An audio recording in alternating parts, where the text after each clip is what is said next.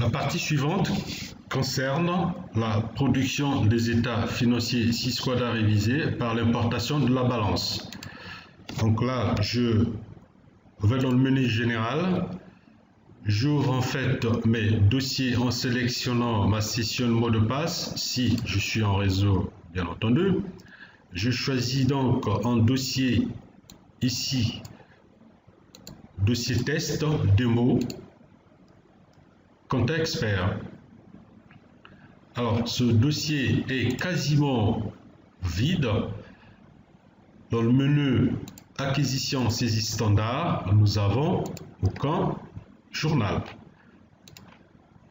Pour pouvoir créer un journal, il suffit de venir en fait dans la gestion, le bouton gestion des journaux. Il m'affiche le code, je mets achat, AC, donc le journal achat, et je signale, je coche la nature du journal, et ici je coche contrepartie automatique avec demande de compte, de telle manière que lorsque je saisis la première ligne, la deuxième ligne, le logiciel s'en occupe en équilibrant mon écriture, la contrepartie bien entendu. Donc je fais donc fermer. Maintenant pour l'importation de la balance, ce qu'il va falloir faire dans un premier temps, notre balance en format Excel est bien là. La première colonne, nous avons les comptes intitulés débit N-1, donc les soldes clôturés l'exercice précédent, crédit N-1 et débit N, crédit N pour l'exercice en cours. L'importation de la balance ici s'intéresse que aux soldes d'ouverture et aux soldes de clôture. Les soldes débit-crédit pour les mouvements, il n'y a pas besoin puisque les soldes d'ouverture plus ou moins débit-crédit des mouvements donnent les soldes de clôture. Donc pour l'importation, ce qui va nous intéresser sont ces quatre colonnes, enfin les quatre colonnes débit N-1, crédit N-1, débit N et crédit N. La première condition, c'est d'abord d'enregistrer votre fichier Excel en format CSV. Donc, séparateur point virgule, j'enregistre fichier. Oui. Alors, donc, je l'enregistre dans fichier, enregistre sous, parcourir, il est donc lancé, j'enregistre dans ma clé. Voilà. Ma clé, enregistrer, oui, et je ferme le fichier. Je retourne donc au niveau de la compta, dans la comptabilité. La première chose à faire, c'est le paramétrage. Donc je vais dans Outils, Importation, Interface générique, Paramétrage, interface générique. Ici, donc j'ouvre le code, donc il faut créer un code d'interface. Donc je fais ajouter que je peux accorder le numéro, balance, test, et je fais OK. L'interface, le code d'interface étant créé, il me demande ici le choix du type de paramétrage. Donc c'est la balance qui m'intéresse que je vais importer.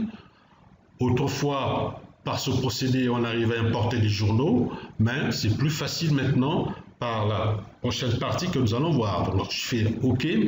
Je vais donc chercher ma balance en format CSV que j'appelle balance démonstration. Alors, ma balance générale, démonstration, voilà. Balance. Compta expert, donc voilà, la balance en format CSV est là. Paramétrage général, donc le type caractère Windows, type de séparateur, je coche point virgule et je fais donc terminer. Et ici, il me présente en fait les caractéristiques de ma balance et le contenu. Donc ici, le paramétrage consiste tout simplement à dire au logiciel: où est la colonne des comptes, la colonne libellée, la colonne débit N-1, la colonne crédit N-1, la colonne débit N et enfin la colonne crédit N. La mention en rouge ici me signale compte. Donc je monte, position, compte, c'est ça. Et là, le positionnement, automatiquement, il affiche en. Je fais suivant. Intitulé, il me demande, intitulé, position, donc 2. Suivant, débit N. Débit N, c'est 4 colonnes. Débit N, c'est ça. Position 5. Suivant, crédit N, position 6. Suivant, code DCN, ça ne m'intéresse pas. Suivant, débit N-1, donc je reviens en arrière, débit N-1, position 3. Suivant, crédit N-1, donc c'est ça, position 4. Une fois avoir signalé la colonne compte, libellé, débit N-1, crédit N-1, débit N et crédit N, je fais terminer. Et je fais donc fermer. Mais là, nous avons le positionnement des colonnes que nous avons signalées au logiciel pour le paramétrage. Je fais donc fermer. Deuxième étape, ici, je retourne dans le menu Outils, Importation, Interface générique, importer cette fois-ci. Je vais donc chercher mon interface balance test que nous avons créé, là, et ici, l'extension CSV, c'est vérifié, et je fais le code journal, c'est BAL, qui donne par défaut, où dans ce journal, nous allons retrouver notre balance en N, et N-1, il va l'archiver. Et donc, je fais donc importer. Attention, avant cette opération, il est conseillé de faire le sauvegarde dossier. Êtes-vous sûr de vouloir continuer? Oui. Ici, je coche ne pas effacer, ne pas effacer. Et je fais donc continuer. Donc, ne donnez pas le nom de flottante, ce n'est pas une virgule flottante. Oui, continuer. Donc, voilà.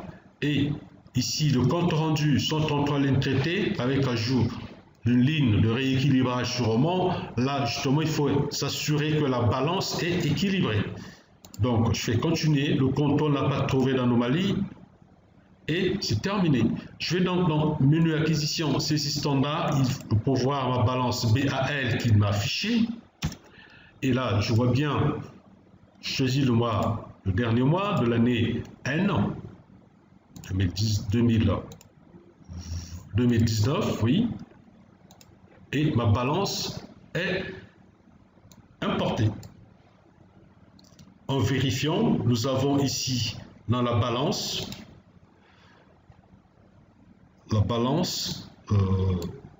voilà, notre balance compta expert en fichier compta expert, voilà, elle est là. Nous avons juste par vérification, le capital ici est de 135 millions. Ensuite, réserve légale 27 millions. Nous venons donc au niveau de la compta, 135 millions, le capital, et 27 millions pour les réserves légales. Donc, notre balance ici est bien reprise. Donc, c'est une importation réussie. Maintenant, à quoi ça sert l'importation de la balance? Quel est l'impact justement de la balance? Donc, nous allons pouvoir regarder cela. Donc ici, nous allons aller au niveau de la déclaration, menu déclaration, génération de la plaquette. Nous avons ici nos états financiers, système normal. J'ouvre la fenêtre pour sélectionner état par état, autrement je prends tout globalement. Et je valide.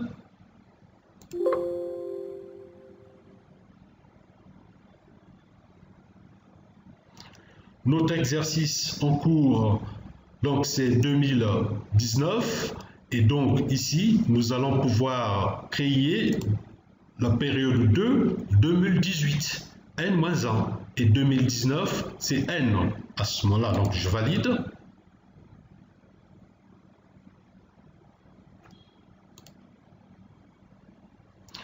Les états sont au cours de chargement. Là, s'ensuit la pagination des états. Et nous avons là nos états financiers. Donc avec fiche R1, nous avons donc l'exercice temps clos au 31 décembre 2019, puisque 2019 c'est N-1. Nous avons ici au niveau du bilan donc 2019 et 2018 N-1. Donc c'est ce qu'il a repris. Et au niveau du bilan passif, nous avons dit que le capital était de 135 millions, il a bien repris. Et les réserves disponibles, donc les réserves légales, au niveau du montant ici est de 27 millions. Donc on pouvait bien contrôler avec l'exercice, le contrôle qui se fait avec le bénéfice qui est là de 26 459. Donc au niveau du bilan de résultat, de compte de résultat également, nous avons sur l'exercice N-1 et N avec le résultat de 26 459 que nous avons vu au passif du bilan, et tous nos états sont alimentés par l'importation de la balance. Donc nous avons ici la note 7 par exemple, nous avons ici les stocks où il a calculé la variation en valeur et en pourcentage, et nous avons la note 5 ici où il y a a priori visiblement il n'y a rien et que je pouvais utiliser le filigrane pour cet état ne comportant aucune donnée comptable. Donc ici nous avons la note 7, la note 8, la note 9, la note 11, sans aucune variation, la note 14, et nous avons tous nos états ici, les notes annexes alimentées telles que nous le voyons. Et nous avons ici la note 31, la note charge 29, charges et revenus financiers, là aussi c'est alimenté.